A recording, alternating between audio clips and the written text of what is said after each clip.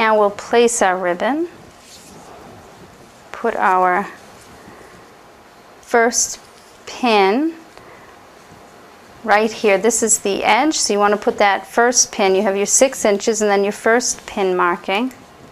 And you want to measure 2 inches from the edge, 2 inches from the edge of the book cover to the edge of the ribbon. And then the pin should match up where we placed our other pin marking. And we'll pin that ribbon in place right there. Okay, and then you've got the handle here, and you want to make sure the handle isn't twisted. So you come around like this, and then you match this pin to the pin that we have here. And you want to make sure that it's 2 inches from the edge.